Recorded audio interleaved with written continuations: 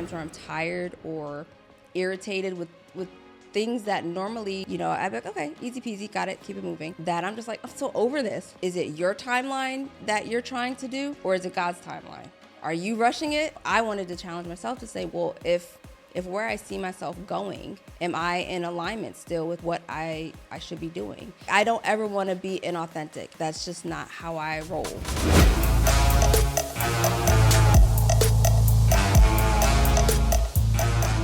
Welcome back, FOMO besties, to another episode of She Built Success.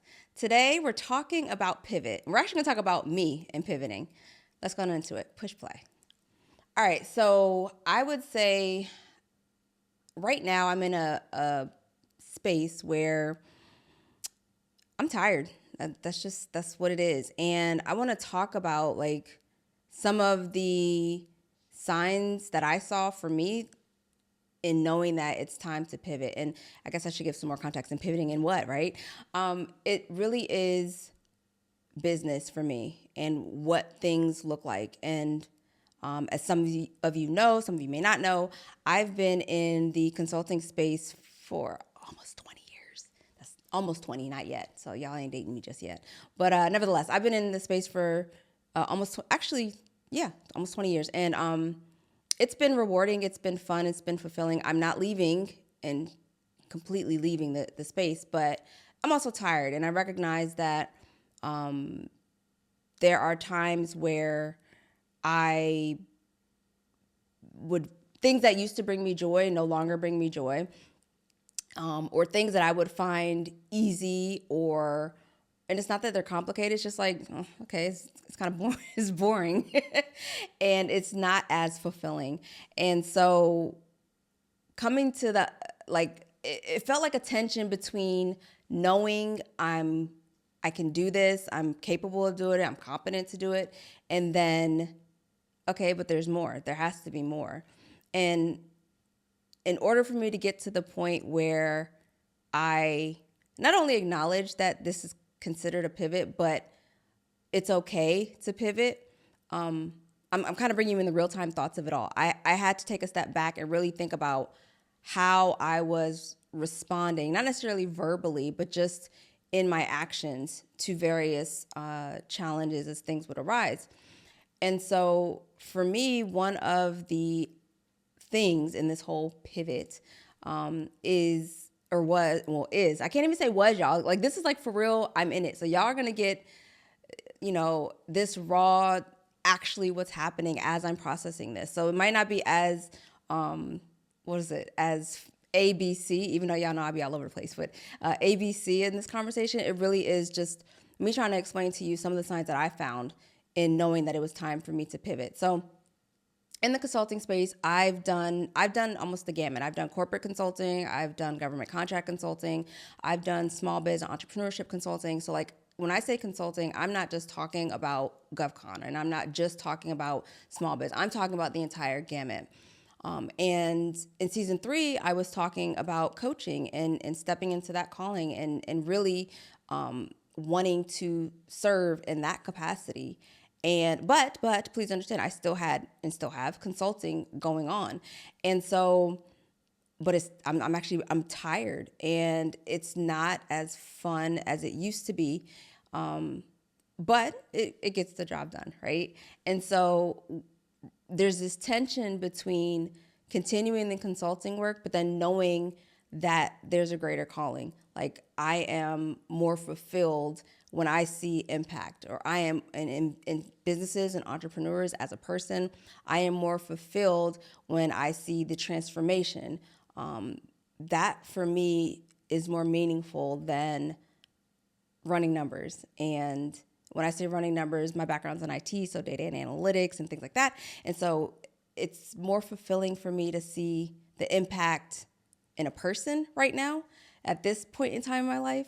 And so just the culmination of, doing the work in the space that I'm in and recognizing that it's okay I can still do the work, and it's okay that I could still in a capacity do the work, but recognizing that there's more to this than just doing the work, more to this than just consulting in the analytics space. it's really transformation. And there are times where I'm burnt out. I'm tired. I mean, at the point in time of this, we are government contracting the landscape, what it looks like for small businesses, for woman-owned businesses, for veteran-owned, all the socioeconomic categories. It's different. It's difficult. And it's not to say government contracting is an easy win.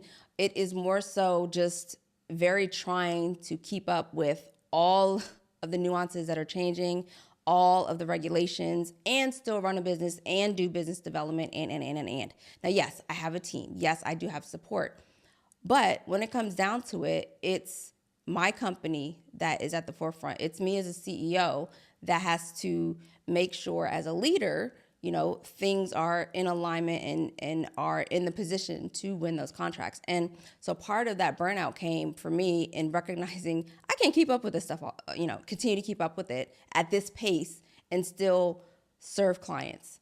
And so burnout was another indication that, okay, I need to take a step back and really evaluate and assess what is it that, not that I want, because I know what I want. I said impact, right? And I said transformation. It was what do I need to do to get to that next step?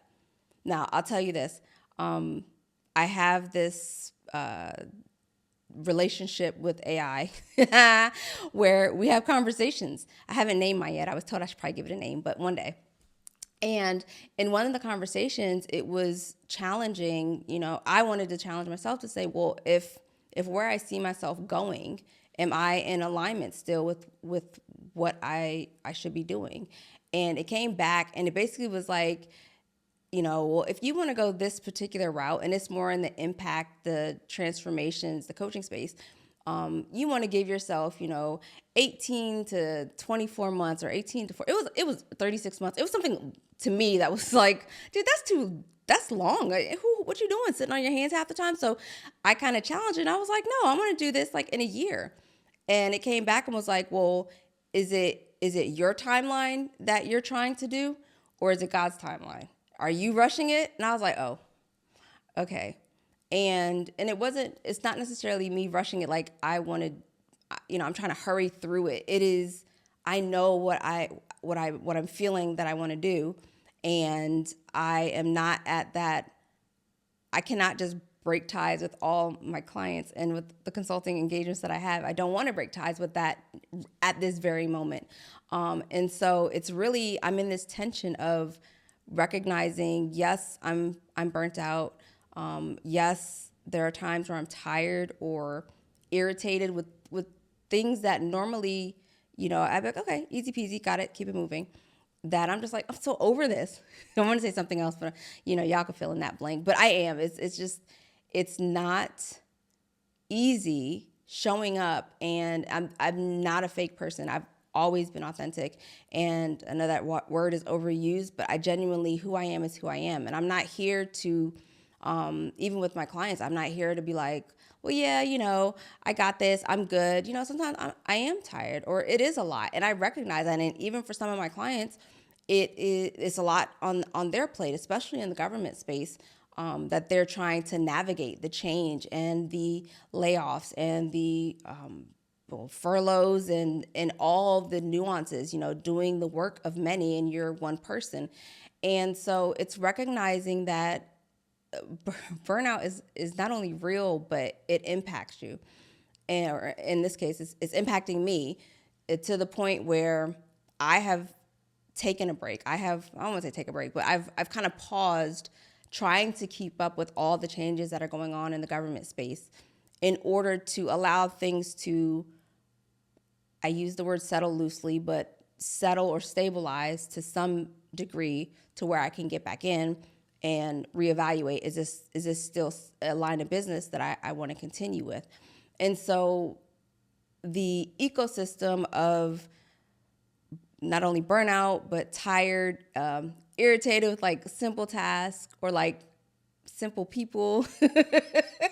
It is like my patience is thin, and I recognize that that's not usually who I am. I am usually always willing and ready. And there are times where I'm just like, I don't want to do this crap. And yes, we have our days where, we don't want to do it. But if it's a repetitive, prolonged, like I don't want to, like there's something there. And I recognize for me that there was something there. And so there's the tension of, well, obviously maintaining the relationships that I have with my clients and making sure that they're being served to the capability that I can. But then at the same time, I recognize, okay, it's time to start bringing in people and allowing them to also serve the clients so that I can take the time to focus more on the coaching. And so I'm saying all that to say, while you're actively here with me going through the pivot of, or the transition of, for me, consulting more into coaching, I wouldn't have been, or am not as clear on what that would look like if I didn't actually stop and reflect and really assess, I guess is what I'm trying to take a self-assessment for me to understand that it's okay to have this tension. The tension is, I think it's more so me acknowledging that there's this tension because I am the type of person that I have my mind put to something, I'm going to go. Like you're not, well, I guess you can kind of stop me, but, you're not stopping me. And being at a point where I have to, I know I have to still be in this space and I can't fully step out. That bridge is weird. Like it's like I don't ever want to be inauthentic ever. Like that's just not how I roll. And it feels like right now I am 1 foot on this side and 1 foot on this side. And I really want to be on this side, but I can't just jump over there. It doesn't make sense. It's not a logical move on so many levels. It doesn't make sense it's almost like saying, I'm just going to start over. I'm well along in my career. It's not starting over. It really is, how can I gracefully move from one space to the next? Now, I'm saying all that to say the tension or the pivot, I'm trying to find good words for this.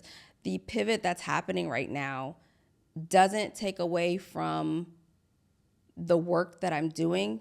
It's more the internal,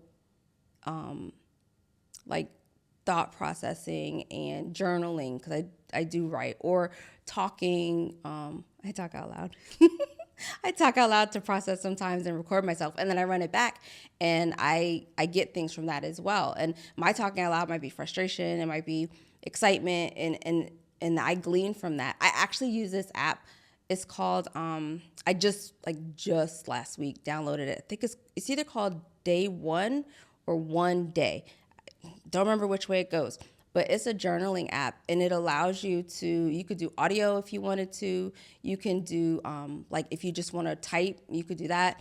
If you want to upload photos of the day, you could do that. So anyway, I use this. I've been using a long time. I've been using it for the past week consistently, but multiple times, to capture different things that happen and how I'm feeling, whether it's in business or it's personal in life, or, mommy duties or what have you. Like, I'm capturing all this stuff, and it's like, okay, I'm seeing more clearly some of what I'm thinking. Something frustrates me. It's usually the side of the house where I'm like, I'm ready to I need a break.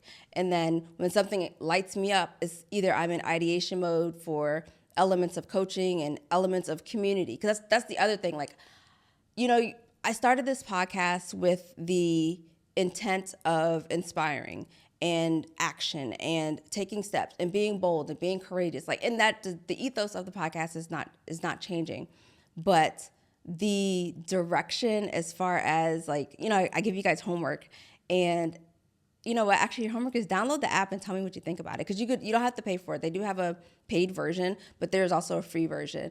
But download the app and tell me what you think about it. Because for me, it's also community. I said coaching, but community is a thing. And I've seen some of your comments. I've responded to your comments. Some of you found me on YouTube and then hop over on IG. That's cool. And I want to continue that. And I want to serve. It's it's difficult sometimes for me to really tell you the thing that like it really lights me up, like really gets me going, the transformation and the impact. Like if I am impacting you, or if you take away something and you're like, dude, this is great, let me know. I want to know that, because that just means that, you know, something here resonated with you. Or if you're in the space where you're like, dude, I feel the tension too. My foot's here, my other foot's here, my arm's over here, my toe. Like if you're there too, let me know, because to me, community is at the forefront, and community drives the coaching and drives being able to serve. And so that's the space that I'm in. So yes, I'm what is it? What's the phrase people say? It's like, I'm not good on this, or I'm not something. It's not that I'm not good. Whatever. I'm not going to try to quote nobody, because y'all know I don't quote people, but it is, I am not looking to leave consulting, but I do want to step more fully into coaching and building this community, because while the whole She Built Success platform is here to inspire you, it is also here to cultivate a community. So Bold Move Besties, you got homework. Download the app and tell me what you think about it, how you think you're going to use it. I gave you a little bit of practical uses that I have, but I'm curious how you're going to use it. Now, before I forget, recognize your burnout, acknowledge your burnout if you have it, and just let yourself understand and process through what your next steps are. All right, Bold Move Besties, I'll catch you on the next episode of She Built Success. Bye.